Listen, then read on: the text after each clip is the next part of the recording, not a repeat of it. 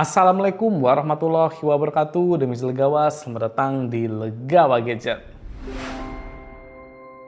Baru saja saya kedatangan sebuah proyektor dengan harga yang menarik, tapi setelah saya coba ternyata bikin orang-orang melirik.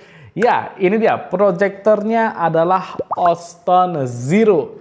Masuk ke kategori proyektor budget, tapi brand yang satu ini berani kasih garansi sampai 1 tahun dan ini 100% brand lokal.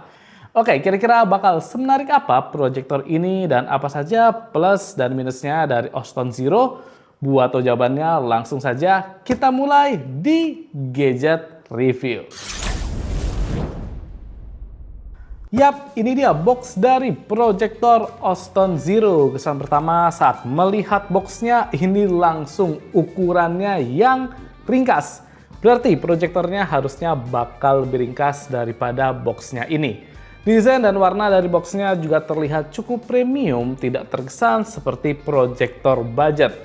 Dalam paket pembeliannya kita mendapatkan yang pertama tentu proyektor Oston Zero, kemudian satu buah remote, adaptor daya, kabel HDMI, buku panduan serta kartu garansi, dan terakhir lens wiper. Oh ya, untuk garansi dari Oston ini selama 12 bulan dengan sistem kita kirim unitnya ke warehouse. Jadi semisal ada yang bermasalah, nanti kita bisa menghubungi official Oston di e-commerce dan nanti diberikan langkah klaimnya.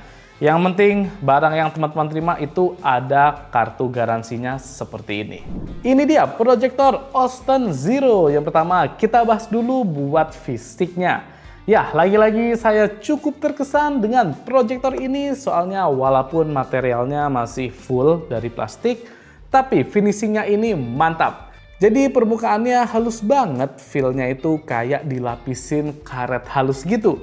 Jadi bukan yang plastik kasar atau plastik biasa. Untuk finishingnya juga sudah sangat rapi. Cuma ya bagian potongan di dudukannya ini masih kerasa sedikit kasar ya teman-teman. Warnanya green sage yang lagi-lagi kalau dilihat ini seperti bukan proyektor budget rasanya. Ukurannya sangat ringkas dan bobotnya juga under 1 kg. Jadi dibawa kemana-mana tentu aman dan nyaman. Untuk detail di sisi depan terdapat lensa dan kamera autofocus.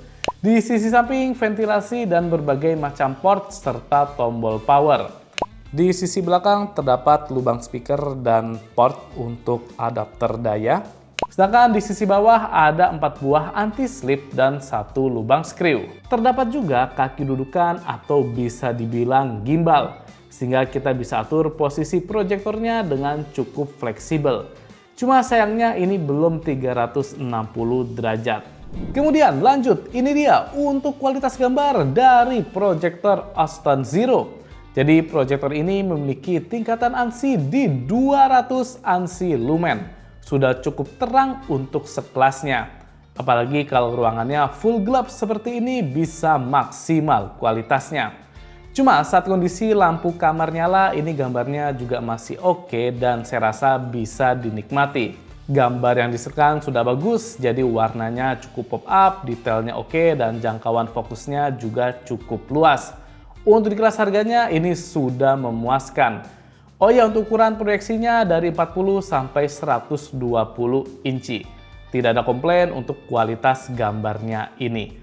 Belum lagi ada fitur autofocus dan auto keystone yang cukup responsif.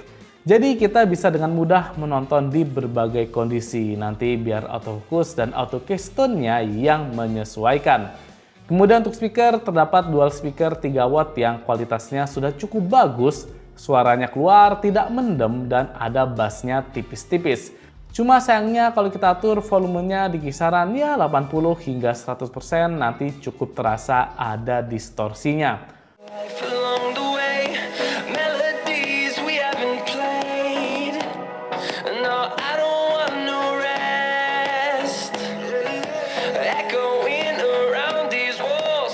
Untuk suara kipas dari Oston Zero ini juga lumayan keras. Jadi saat kondisi tenang nanti terasa tuh suara kipasnya.